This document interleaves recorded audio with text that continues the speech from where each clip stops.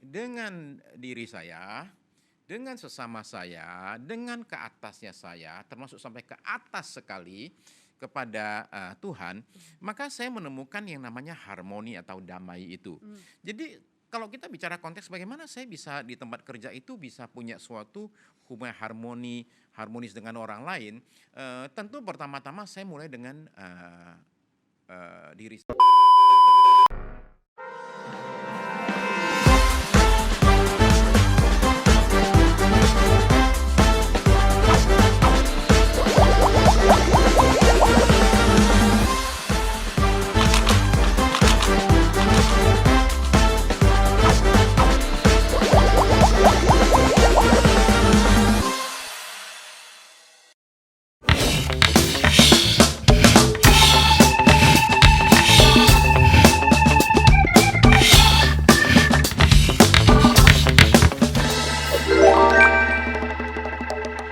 Halo Insan PNM, semoga dimanapun kalian berada, teman-teman Insan PNM di seluruh Indonesia berada dalam keadaan sehat selalu. Senang sekali saya Syifa Latif bisa kembali menjumpai teman-teman di podcast Kamis, kisah manis dan inspiratif. Seperti biasa, Syifa gak sendirian karena ditemani dengan sosok cantik, manis dan inspiratif yang juga tidak bosan-bosannya membagikan kisahnya, memberikan juga diskusi-diskusi dan pendapatnya agar terus bisa menjadi manfaat bagi kita semua. Siapa lagi kalau bukan Ibu Veronica Kolondam, Komisaris Independen PT Permodalan Nasional Madani. Hai Ibu. Hai Syifa. Apa kabar? Baik selalu. Baik selalu, sehat, semangat. Sehat, puji Tuhan. Oke, di episode kali ini masih ada lanjutannya dengan episode-episode sebelumnya yang juga kita bahas. Dan teman-teman mungkin sempat lihat di story, di kolom komentar, di kolom tanya jawab terkait dengan kinerja atau hubungan ya Bu ya. Jadi narasumber untuk hari ini sudah sangat-sangat familiar untuk Insan PNM, Bapak Sukirno Taryadi. Selamat siang Bapak. Selamat siang, Syifa. Selamat siang, Ibu Hai Vero. Pak Sukirno. Apa luar kabar? biasa. Baik, luar Baik. biasa katanya. Nggak boleh bilang baik, mesti bilang luar biasa. Iya. Mungkin teman-teman yang belum kenal, Syifa sedikit jelaskan. Pak Sukirno ini adalah seorang family counselor, a therapist, bergerak juga untuk counselor di korporasi juga. Jadi di bisnis untuk family juga bisa, untuk corporate juga bisa. A psychotherapist yang juga sudah sangat-sangat paham ya Pak Kirno terkait dengan gimana kita bisa memanage relation Hubungan. atau hubungan. Hubungan, Iya. yes. Kenapa Kita- penting banget sih Bu Vera hubungan tuh? Apa ya, sih? Sebelumnya kita bicara soal lingkungan yang toksik, ya kan. Sebenarnya saya ingat banget tuh waktu itu kita bilang yang toksik tuh kitanya atau lingkungannya. Itu kan Iya. pertanyaan mendasar, Iya. ya kan. Dan sekarang tema hari ini kita bicara soal self healing. Kan Self-healing. ya, di lingkungan toksik mungkin atau di dalam hubungan yang tidak harmonis, entah vertikal ke atas ke bos atau ke horizontal kepada kolega, teman-teman sekerja. Gimana caranya kita nggak misalnya ngerepotin orang, bisa melakukan self healing supaya nggak stres gitu kan. Iya. Sebenarnya tujuannya itu. Dan kayaknya kalau dari episode sebelumnya ya Pak Kirno kita membahas tahu-taunya soal mengampuni diri, Iya. Benar, mengampuni yang lain lain. gitu. Dan mungkin kita akan nyambung nih hari ini. Gimana caranya? Gimana biar supaya kita- bisa harmonis, terjadi harmoni dalam relation. Karena Ya. yang namanya hubungan kerja nggak mungkin kan kita tidak beririsan satu sama lain ya Pak Kirno Iya, ya. Bu pasti. Vera juga pasti paham. Entah antar unit, antar divisi, teman atau peers yang memang satu tim. Tidak menutup kemungkinan juga banyak yang melibatkan dari kerjaan kita itu untuk langsung berhubungan dengan atasan, BOD, BOC gitu, baik langsung ataupun tidak gitu. Nah, ini dari data yang sempat kami Kumpulkan ya. kita based on research juga ada riset yang mengatakan bahwa ada angka lebih di ya aman mungkin kita bilang lebih dari 15% itu merasa nggak nyamannya justru dengan ya itu hubungan setiap hari yang Lingkungannya. ditemukan di tempat kerja, padahal bertemu setiap hari, teman kerja satu tim ketemunya setiap hari, tapi nggak nyaman juga. Oh, itu repot itu. Memang banyak yang kerepotan Pak, itu dia. Iya. Nggak cuma dengan rekan kerja, ternyata banyak juga ya Bu ya, Pastinya deh, dengan udah biasa dengan atasan, Iya, gitu. iya. Dan mungkin menciptakan harmoni itu kan ya. Ya. Itu dalam mungkin pengalaman, observasi dan mungkin yang Pak Kirno tahu ya. Mengatasi konflik mungkin. Ya. Itu bagaimana cara mungkin tips-tips yang paling jitu sehingga nggak usah nyari konselor gitu Iya. ya, nggak usah lari ke SDM ya, lari ke kepala SDM untuk wadahnya, tapi dia bisa kembali mungkin ke diri. Mungkin Pak Kirno punya apa ya, mungkin saran-saran tips gitu ya yang kita Dan yang bisa mulai. kita aplikasikan Ya. ya di keseharian. Gimana Pak Kirno? Iya. Pertama kita mesti menyadari menurut saya bahwa kita ini ada di dunia ini, lahir di dunia ini dalam konteks suatu hubungan. Kita nggak ada yang lahir sendirian, nggak dilahirkan. Kita sekalipun dilahirkan sama orang tua kita mesti ada yang ngurus, atau ada yang mesti kasih makan kita, mandiin kita. Nah itu terus berlangsung dalam konteks hubungan ini, kemudian sampai kepada yang namanya tempat kerja. Tetap kita dalam suatu konteks hubungan dengan peers kita, dengan atasan kita, dengan bawahan kita. Nah hubungan ini sedemikian pentingnya sehingga jikalau orang tidak punya lingkungan itu, komunitas istilahnya itu, orang akan cari. Jadi saya lahir dalam konteks suatu hubungan, kemudian saya ada di satu komunitas, dalam hal ini rumah tangga, keluarga. Kalau di keluarga saya tidak menemukan suatu komunitas yang bikin saya merasa diterima, merasa happy, apa yang saya lakukan? Saya cari di luar. Oh iya benar. Saya cari ke teman saya cari kemanapun juga, dan kalau saja ada orang yang bersedia menerima saya, menghargai saya akan lakukan apa saja untuk stay di situ. Termasuk contoh kalau disuruh jadi nakal lah, jadi ini, lakukan itulah. Orang akan lakukan itu semua demi mendapatkan suatu komunitas. Nah jadi kita ini akan menjadi menemukan kita punya rasa aman, damai ketika dalam suatu komunitas yang mendukung. Nah sekarang kalau kita bicara konteks pekerjaan, kita di satu tempat kerja di mana kita merasa komunitasnya nggak terbentuk nih, atau hubungannya ini nggak jalan nih, maka kita akan merasa capek. Stres itu tadi Ya, stres itu terjadi. Jadi baru bangun pagi udah capek. Iya. Ya kan? Pernah kerja karena capek. mikirin mau ketemu dia Oh, lagi. ketemu dia lagi, aduh. Iya, dia banyak lagi, yang aduh, gitu, kayak banyak banyak yang ya. gitu. Oke. Kalah Oke. sebelum bertanding. Iya, belum juga istilahnya. nyampe udah capek duluan, nggak ketemu dia lagi tuh. Aduh, itu orang satu aduh. lagi itu kapan dia berhenti. Iya. Nah, kan kadang-kadang suka begitu. Iya. Toto kitanya dulu yang berhenti akhirnya karena nggak tahan. Nah, jadi pencarian akan komunitas ini nih, pencarian akan hubungan ini nih, itu yang mendorong manusia menurut saya. Nah, ketika itu tidak terdapat, tidak tercapai, ya capek, stres. Jadi Gitu. dorongan untuk tentunya nyaman, Ya. ya kan? Dorongan untuk tentunya ada harmoni, Harmoni, ya. dan ada penerimaan ya. Ya, betul. Penerimaan. Ya. Jadi Karena itu merasa tuh. diterima di komunitas Iya, itu. Iya, penerimaan itu kan Ya. is a big deal ya. Kalau kita Iya. merasa tidak diterima, ya pasti ada frekuensi kayak ngomong di frekuensi yang berbeda Iya. gitu ya. Ya. Itu Nah. dia jadinya tadi yang Itu Pak stres. Kirno bilang stres dan korslet kali ya. Iya. Tiap Iya. ngobrol jadinya kayak nggak nyambung Nggak nyambung ya. nggak nyaman gitu. Nah Padahal itu, jadi gimana karena tuh nggak ada. caranya untuk menciptakan harmoni di tengah mungkin lingkungan yang tidak terlalu harmonis? Ya. Iya. Nah, kata harmoni ini penting nih ya. Oke. Dalam konteks hubungan itu, kita pengen punya hubungan yang harmonis. Nah, harmoni itu dicapai, ini ada satu kata yang menggambarkan suatu harmoni, itu kata damai. Kalau saya berdamai dengan diri saya, dengan sesama saya, dengan ke atasnya saya, termasuk sampai ke atas sekali kepada Tuhan, maka saya menemukan yang namanya harmoni atau damai itu. Jadi kalau kita bicara konteks bagaimana saya bisa di tempat kerja itu bisa punya suatu hubungan harmonis dengan orang lain, tentu pertama-tama saya mulai dengan diri saya sendiri. Okay. Saya bisa nggak harmonis dengan diri saya? Jangan sampai saya ini berantem sama diri saya sendiri melulu nih. Gimana mau harmonis sama orang lain? Ada orang berantem dengan dirinya sendiri itu apa? Ya, itu Kecewa banyak dengan sekali. dirinya sendiri, marah dengan Ya, itu dirinya dia. sendiri. Kecewa dengan diri sendiri, marah sama diri sendiri, pernah bikin salah. Banyak orang hidup itu menghukum diri sendiri. Ya. Dan ketika itu terjadi, Ada ini nggak? Kita tahu orang yang menghukum diri sendiri itu apa sih ciri-cirinya? Jadi Judas gitu, apa jadi Ya, Apa-apa. ini kalau ada satu orang jalannya itu agak timpang-timpang, kita akan bilang gini, itu kakinya ada masalah tuh. Iya.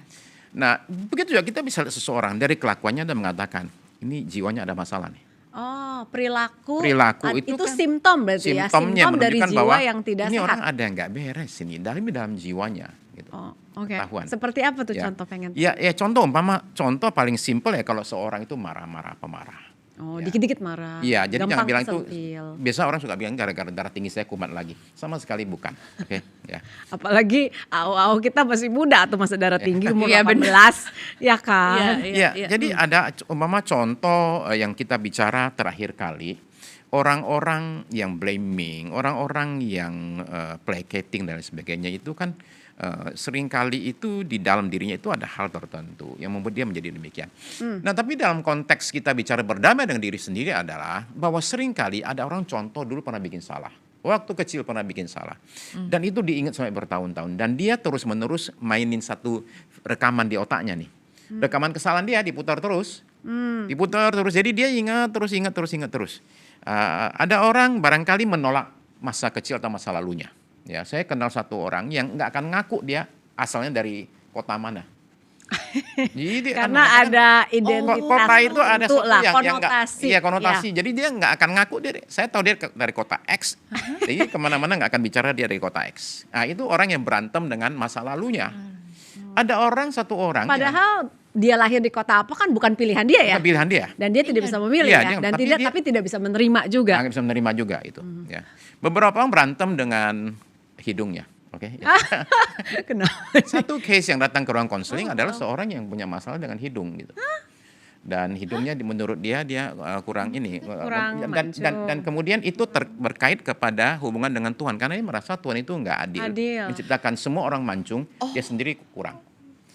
Jadi saya bilang Anda bisa punya hidung seperti Pinocchio punya. Okay? Tapi kalau dalammu masih nggak beres, ya itu hidung nggak ada gunanya. Paling mancung sedunia pun nggak ada gunanya. Jadi karena itu pembaharuan ini, pemberesan ini dari dalam dulu dong, berdamai dengan diri saya sendiri. Menerima diri kita Iya, diri apa sendiri, adanya, iya. bahkan Iya. mungkin kalau wanita Iya. apalagi kan Wajah lebih dan sebagainya gitu. Jadi nyaman dengan diri sendiri, damai dengan diri sendiri. Dalam konteks ini kita berusaha untuk tadi bukan hanya damai diri sendiri, terima diri sendiri. Tapi saya juga perlu belajar untuk mengampuni diri saya kalau saya berbuat salah. Saya belajar untuk jangan kejam sama diri sendiri, tapi baik sama orang.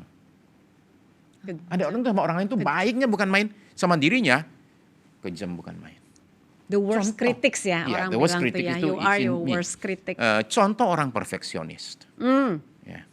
Yang bangun pagi sandalnya itu ada miring satu dikit aja, hari itu sudah Stres kacau langsung. semua. Iya, stres langsung gitu. OCD, Ini ya, OCD. bukan Ada ya? ada satu case anak 12 tahun loh. 12 tahun? 12 tahun saya konseling. Bangun pagi dan itu sandalnya itu Nggak ada lurus. miring sedikit, sebelahnya loh, cuma sebelah loh ya. Oke. Langsung rusak mood Ya, satu hari. langsung. Ya ampun. Kasihan Hal sekali. kecil itu ya. Kasihan sekali. Ya. Nah itu contoh orang nggak bisa berdamai dengan diri sendiri. Iya, Jadi iya, iya. kalau diri sendiri saja nggak bisa berdamai, bagaimana dengan orang lain? Kalau saya nggak bisa harmonis dengan diri saya nggak bisa harmonis dengan orang lain. Gitu. Nah jadi dimulai step satunya adalah saya belajar untuk menerima gitu keadaan saya apa adanya. Sekalipun saya jangan berhenti di apa adanya. Ya. Tapi saya mesti mulai dengan saya terima diri saya apa adanya. Bahwa setelah itu saya akan improve diri saya itu soal lain. Step keduanya. step kedua. Step satunya adalah Menerima. ya menerima inilah saya gitu loh. Saya lahir di sini, rambut Mukanya saya kayak mau begini, kayak namaku kayak begini. Iya, Kadang-kadang nama iya, suka orang iya. tua kasih nama kan aneh-aneh ya, sehingga Iya. suka digledekin. Iya, tahu nggak ada Itu. satu yang namanya A B C D E F K H I J K L Itu bener. Zuzu. Oh, kasih. Iya dia ketahuan Beneran. gara-gara waktu pandemi tahun lalu dia punya sertifikat vaksin itu Vaksin. diupload ke internet. Oh, gitu? Ya, wah namanya A B C D E F Itu K H I J K L kemudian Zuzu ya panggilannya Adef. oke. Ya, A B C D E F. Itu jadi ada. anak perempuan, anak laki tuh, Anak Pak. laki, ya, orang Palembang. Ya. Aduh. Jadi di sekolah bayangin lah di sekolah itu. Iya, iya, iya. Sekalipun ya papanya bilang kamu akan jadi terkenal. Memang terkenal. Terkenal dibicarakan di mana-mana. Ya. Oh wow, jadi ya menerima. Jadi menerima kan termasuk ya. ada ya pengusaha lah yang sukses banget, dia bilang Fer, ada 10 hal minimal ya di hidup kita yang kita nggak bisa pilih. Ya. Di mana kamu lahir, siapa orang tuamu, Iya. latar belakang ekonomi, Iya. Saudaramu semua, ya. dan sebagainya. Itu udah given, Ya. ya harus diterima, Iya. gitu. Mukanya kayak begini, Iya. dan lain sebagainya. Kalau sekarang operasi Iya. plastik mah OP Iya. mah ada, tapi sampai menuju ke OP kan harus Ada. damai. Iya. Tapi mungkin karena orang OP jadi nggak Ya, damai-damai tapi kan. termasuk Iya. sekali lagi kita nggak mengatakan you stop at accepting yourself, enggak. Iya, harus improve. Iya, harus. Tapi pertama-tama terima dulu dong. Terima dulu. Kalau enggak, kita akan berantem terus sama diri kita soalnya. Dan akibatnya adalah begini, menjadi parah tuh gini. Saya berantem sama diri saya, tapi endapnya saya akan berantem sama semua Semua orang. orang. Gitu. Larinya akan ke situ tuh. Maka kalau kita bicara konteksnya adalah bagaimana kita bisa di kantor itu bisa enak sama orang dan lain sebagainya. Saya bilang pertama-tama tentu kita enak dulu sama diri kita lah, ya. Ya. Termasuk terima diri kita dan mengampuni diri kita. Ya. Dan mungkin ada awareness ya, ada satu apa tuh self reflection atau kesadaran gitu ya. Diri ya. Iya, cara-cara yang kemarin waktu itu kita bahas juga ya, yang 4 cara mengatasi masalah. Saya ini orang blamer, apa saya selalu malah Pointing. ya apa ya kayak placating gitu atau apa gitu. Itu yang kayaknya penting tuh, ada kesadaran itu Iya, juga. kesadaran tentang diri saya itu penting. Kesadaran tentang Ya. diri dan Ya. mungkin bagaimana kenapa saya berperilaku Seperti begini. seperti Iya. begitu. Iya. Ya. Iya. Pak Kirno, banyak yang mungkin ada yang jadinya masih agak bingung. Biasa kalau ini diskusi kayak gini pasti banyak yang tapi banyak Ya, yang memicu banyak ini sih, banyak Iya. pemikiran sih. Ya. ada yang mungkin berpendapatnya lain gitu. Bilangnya gini, Pak. Jadinya kalau udah nerima diri, saya ya udah nerima diri, tapi kalau lingkungan tidak nerima apa adanya saya, itu kan bukan masalah di saya berarti. Jadi Iya. nggak kayaknya gini maksudnya. Saya udah berusaha semaksimal mungkin untuk berdamai. Ya. Tapi kok lingkungan mungkin masih ada aja Ya. yang kontra atau akhirnya masih ada aja konflik gitu mungkin di lingkungan ya. Berarti kan yang salah bukan saya. Betul. Yang salah lingkungannya. Apa kita Iya. menyesuaikan diri terus gitu, atau ada waktunya juga stop, dan apa ya? Gimana tuh? Katanya ada satu orang kerja di satu kantor. Tiap hari naik lift. Nah itu banyak sekali kantor pengacara. Tapi anyway ini masuk, kemudian tiap hari itu selalu ada satu yang ngeludain satunya gitu. Terus kemudian habis itu di lantai dia keluar, ini naik lagi. Nah ini orang terus tanya sama yang diludain tuh, kamu ada masalah apa sama dia? Bilang, saya sih nggak tahu ya. Saya nggak ada masalah sama dia. Dia yang punya masalah sama saya. Saya sih nggak punya masalah sama dia loh, katanya. Nah itu kayak contoh seperti itulah. Saya sih nggak bermasalah loh. Nah dalam diri saya oke. Jadi kemudian orang nggak bisa terima saya. Jadi masalah bukan di saya ya.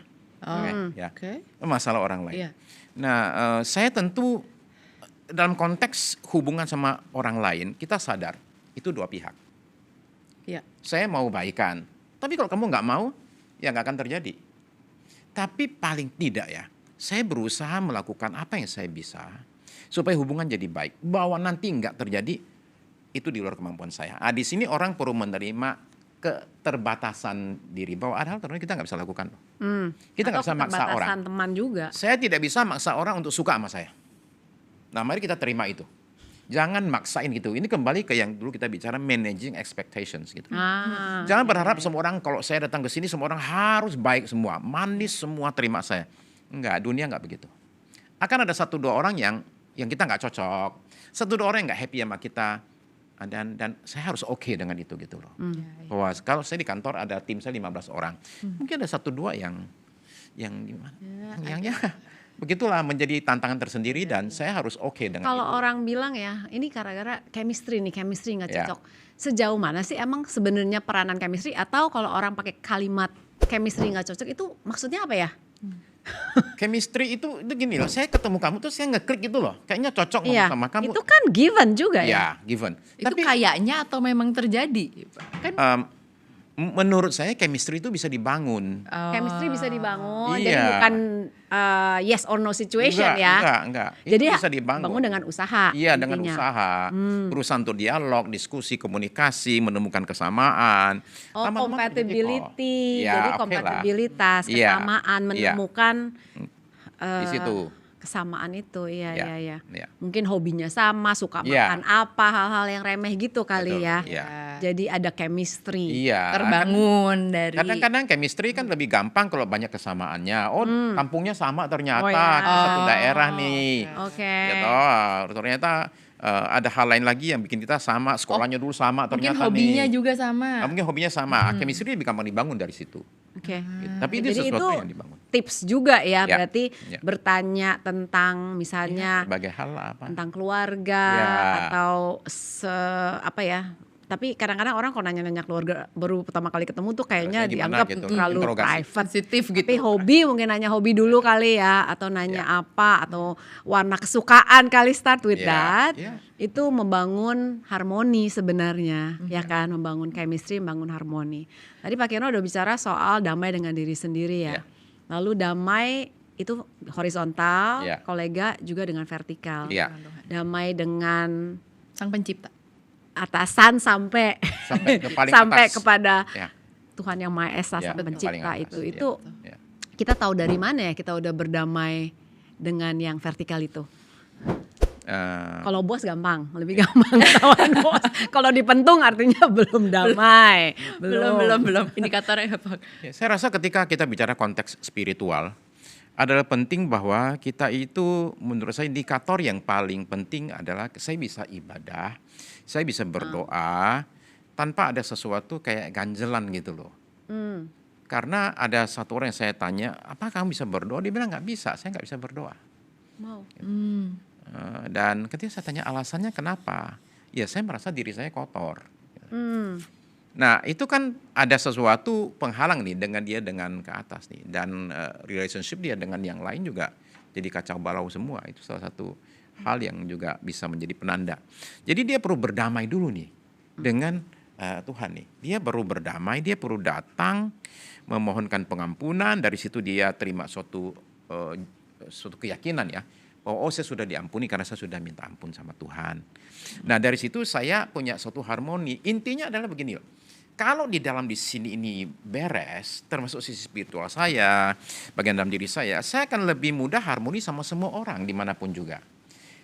Sekalipun sekali lagi ya, yang namanya sama orang lain itu kan tergantung juga dua sisi. Tapi dari diri saya sudah nggak ada halangan.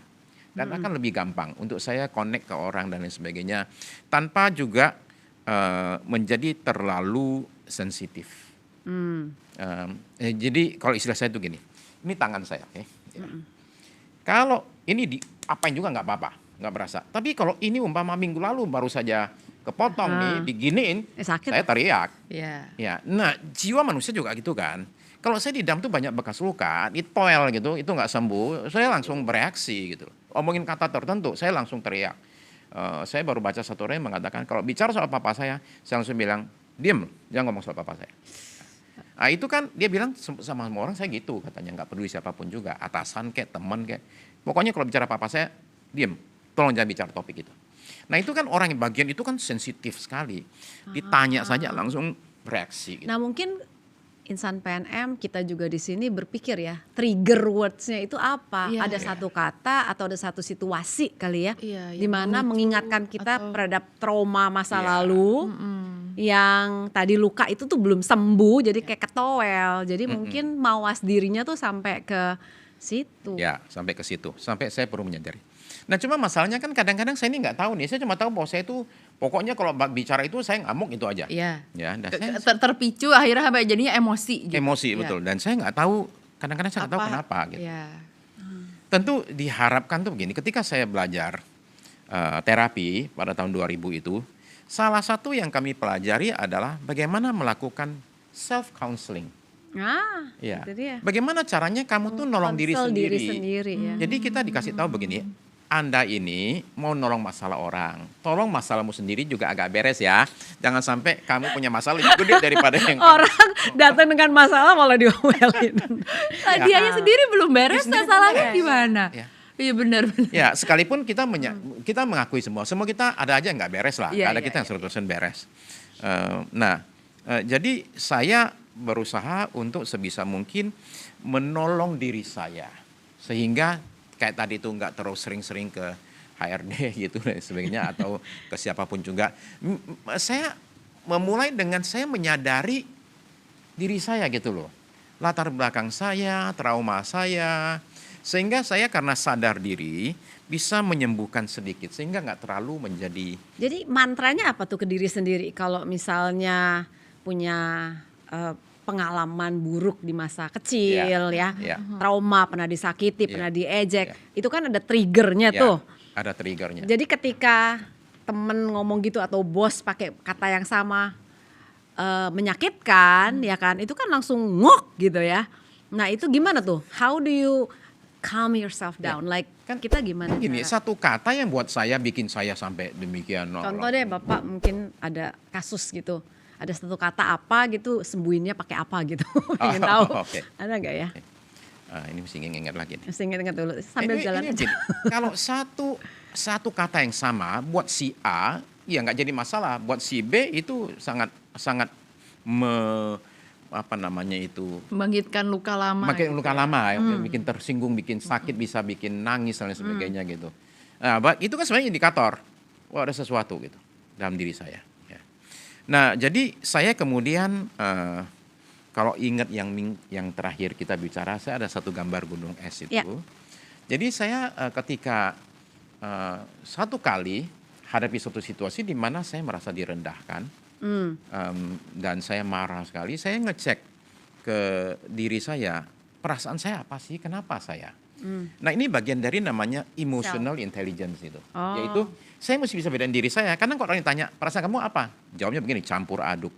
Nah jawaban saya adalah, tolong kasih tahu sama saya campurannya apa aja. Oke? Campurannya apa Tolong aja? kasih tahu, ada nggak marah di situ? Apakah ini Marah. sedih gitu Iya, loh? iya, iya. Kalau kamu sedih buat siapa? Marah sama siapa? Kadang-kadang saya Oke. bukan marah sama orang lain, saya marah sama diri saya sendiri.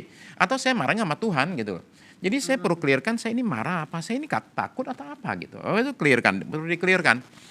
Saya jadi sadar diri saya ini kalau kena dengar kata ini yang muncul adalah perasaan sedih atau marah gitu. Lalu kemudian saya marah sama siapa? Sedih sama siapa gitu. Nah, Oke, ketahuan oke. penyebabnya ini.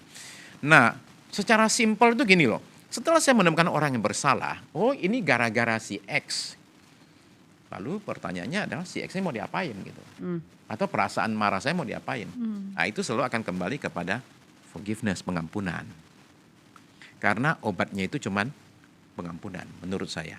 Ya, obat untuk sesuatu yang sifatnya luka dalam jiwa itu pengampunan. Mungkin ngampuni diri sendiri, mungkin ngampuni orang lain. Dan tolong ingat satu hal ya, tidak ada orang ke dokter dan dikasih obat cuma 1 butir. Nih 1 butir minum nih, selesai. Nggak ada, orang kasih itu 20 butir.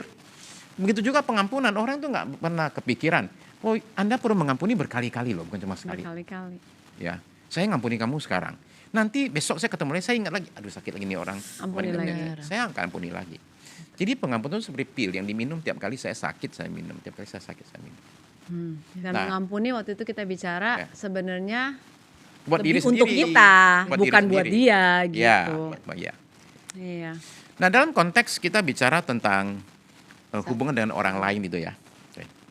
Adalah penting kita membedakan antara yang namanya pengampunan dan rekonsiliasi. Oke. Ini kan dua hal yang berbeda. Oke. Ya, ya. Ya toh? Dalam kasus tertentu saya tidak boleh rekonsiliasi loh.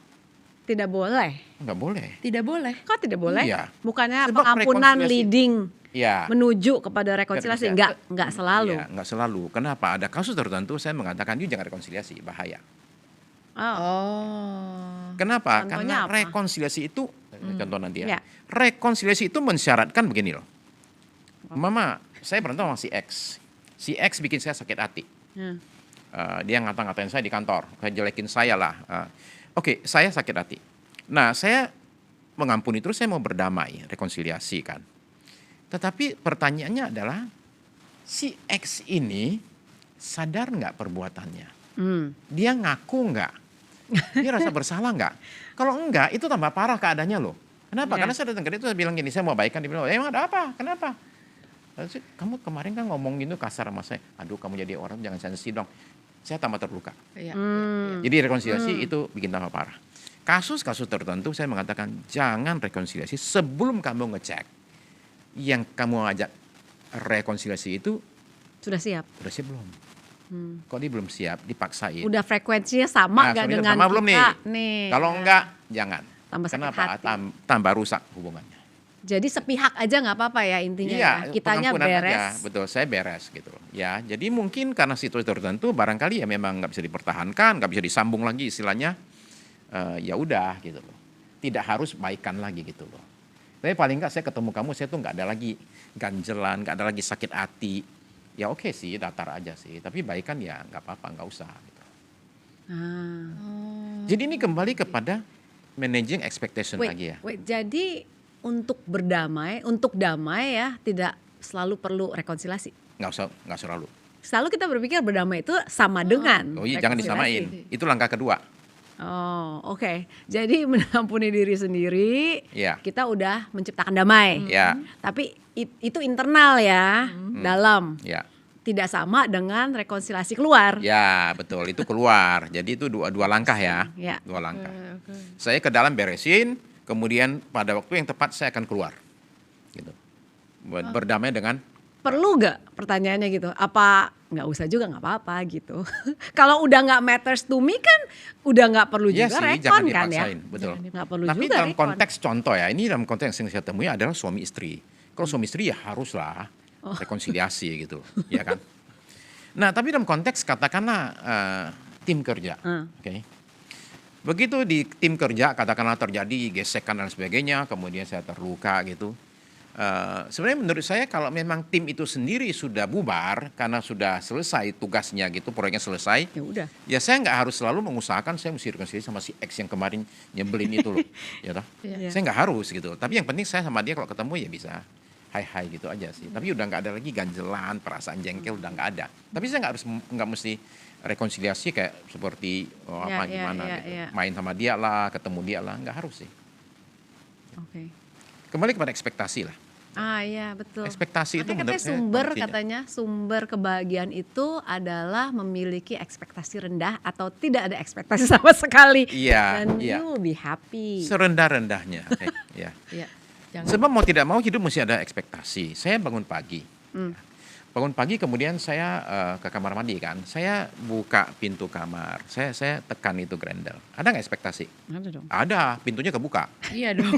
Lalu kemudian saya ke kamar mandi kan saya putar itu keran. Ada nggak ekspektasi? Ada, air ngalir. airnya. Oke. Lalu kemudian saya keluar. Saya nyalain motor. Oke. Masih kunci nyalain motor. Starter. Ada nggak? Mesti nyala kan. Nah sekarang bayangkan suatu hari. Saya bangun pagi. Saya kamar mandi. Wah ada. macet. Ternyata. Saya tendang itu pintu. Oke. Kemudian setelah itu saya Buka putar keran. keran. Nggak keluar airnya. Saya cuci Aduh. muka pakai aqua. Oke. Setelah itu saya ke motor saya. Saya semua ternyata Ya, panggil Gojek. pada hari itu apa yang terjadi? Oh, Sepanjang hari saya kacau. sangat Oke. Tidak. Jadi memanage ekspektasi itu adalah sesuatu yang perlu kita pelajari dalam hidup kita. Dan tadi itu benar. Kalau bisa serendah mungkin deh. Jadi kalau ada dapat dikit udah happy-nya bukan main gitu loh. Daripada bikinnya ketinggian, nggak dapat repot. Oke, konkretnya apa? Tadi itu loh, saya masuk ke satu tempat kerja. Ya saya jangan berharapnya ketinggian bahwa semua orang lihat saya itu, weh gitu loh. malaikat ya. Iya, atau orang kalau semua orang suka sama saya, belum tentu. Bisa aja ada orang yang nggak suka sama saya, ada orang sama saya memang nggak cocok dan it's okay gitu loh. Ya. Iya. Nggak harus cocokin semua orang, Life goes on, ada 20 life goes orang on. gitu loh. Betul. Nah itu kan menolong kita untuk ekspektasinya diturunkan, sehingga kita lebih gampang happy gitu. Ada nggak hubungan antara tinggi rendahnya ekspektasi dengan personality? Ada. Misalnya orang-orang yang melankolis gitu kan lebih. Kalau dalam konteks yang kita bicara terakhir adalah orang blaming itu. Oh, oke, dari itu konteks ekspektasinya itu itu. tinggi banget Oh, blaming ekspektasi tinggi. dan selalu ke orang lain. Ya, Lu mesti semua- gini, lu mesti gitu, lu mesti gini. Ada konflik orang lain selalu salah. Mungkin Ya. kita recap sedikit ya kalau Ya. blaming itu selalu nyalain orang. Ya. Kalau placating apapun terjadi saya Saya yang selalu salah. salah. Ya kan, satu lagi apa irrelevan ya? Iya, irrelevant. Irrelevan. Ya udahlah itu. Nggak ada yang salah lah. Nggak ada yang salah, Itu whatever. Lebih ke nggak peduli ya. Nggak peduli sama Whatever sekali will lah. be will Iya. be. Iya, Iya. peduli. Tapi kita semua harus kongruen. Artinya Harmonis berdasarkan, itu. hah? Kata harmonis itu. Di kongruen itu ya. Kongruent itu harmonis. Oke. Oke. Jadi kembali ke yang kita bicarakan Jadi terakhir. cara kita menghadapi konflik harus kongruen. Artinya tuh kongruen itu sama dengan harmoni. Harmonis ya.